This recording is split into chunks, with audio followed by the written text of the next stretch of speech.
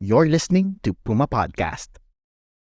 The data shows that more than 5 women or girls are killed every hour by someone in their own family. That means in the short time that we will be together in this room, 10 women will be killed. Do you know 10 women? Just think about that for a second, and then think about what we can do collectively to stop that.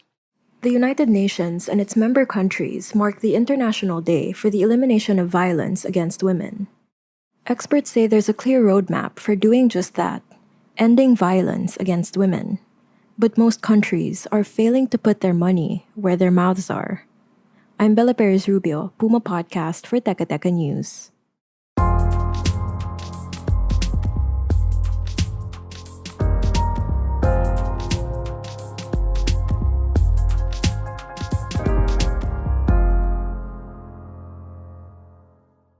The history behind the International Day for the Elimination of Violence Against Women and the designation of 25th November to commemorate it is not a celebratory one. That's Dennis Francis, a diplomat from Trinidad and Tobago.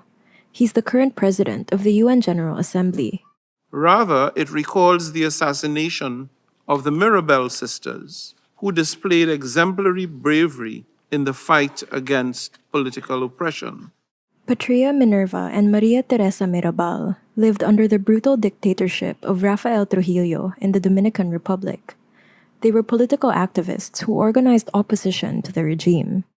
In 1960, after repeated arrests, they were murdered by the state. The public outrage over their deaths was a catalyst of the movement that toppled Trujillo months later. The sisters, known as the Butterflies, were aged 36, 34, and 25 when they died. The International Day for the Elimination of Violence Against Women and Girls serves as a stark reminder of one of the most pervasive human rights violations and a global public health problem with negative multiplier effects across economies, politics, and societies. The rates of violence against women are alarmingly high and further aggravated by conflicts, crises, and emergencies. That's Amina Mohammed, Deputy Secretary General of the UN. And the protracted global backlash against gender equality is threatening to undo decades of hard-won gains. Women's rights defenders and activists are facing more risks than ever before, including in the digital sphere. There's a lot to process here, so let's back up. First, the UN official says violence against women continues to be a prevalent and unacceptable reality worldwide. Here's some additional data from the UN General Assembly President. Globally, an estimated 736 million women have experienced physical or sexual violence at least once in their lifetime. 86% of women and girls live in countries that lack robust legal protections against violence, and less than 40% of women who experience violence seek help of any kind.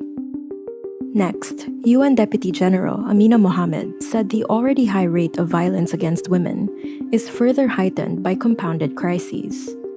A young climate activist from Thailand, Fatia, drives the point home. We are born in a world of catastrophic climate events that displace people from their homes, threaten people's health, and worsen conflict and violence, all of which women and girls are disproportionately impacted. We know for a fact that women and girls are more vulnerable during an environmental crisis. For example, the rate of rape rose 53.6 times among women displaced to trailer parks in Mississippi following Hurricane Katrina in that year. And finally, UN Deputy General Amina Mohammed says hard-won gains for women are in danger of being reversed. Think of the right to choose, which was upheld by the United States Supreme Court when it decided on Roe v. Wade, only to overturn it nearly half a century later in 2022.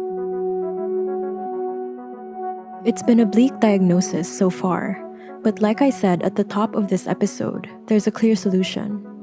More on that when we return.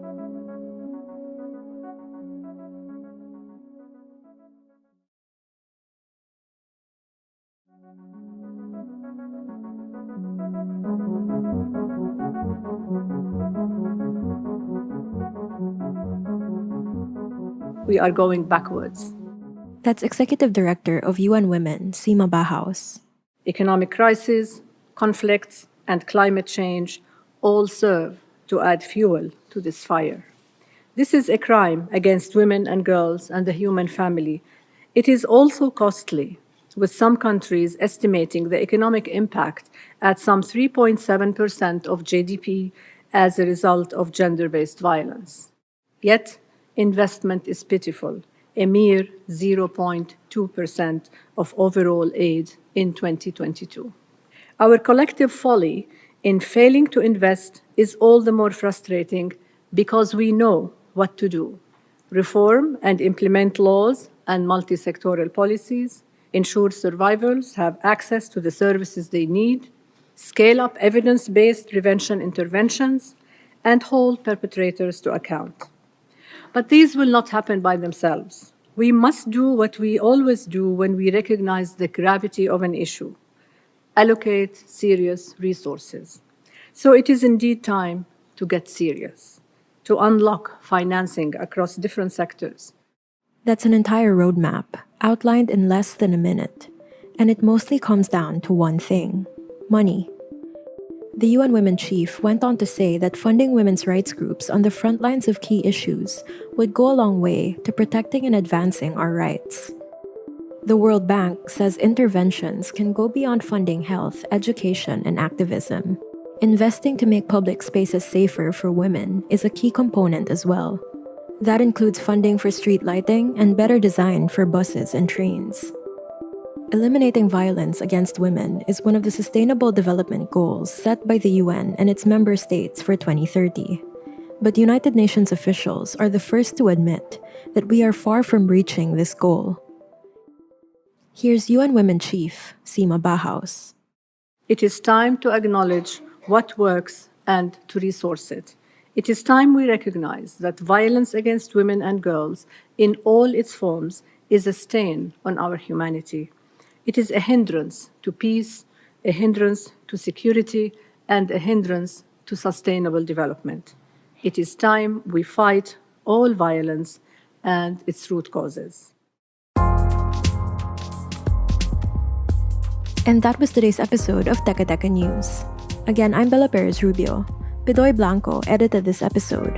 Our executive producer is Jill Caro, and our senior news editor is Veronica Uy. Thanks for listening.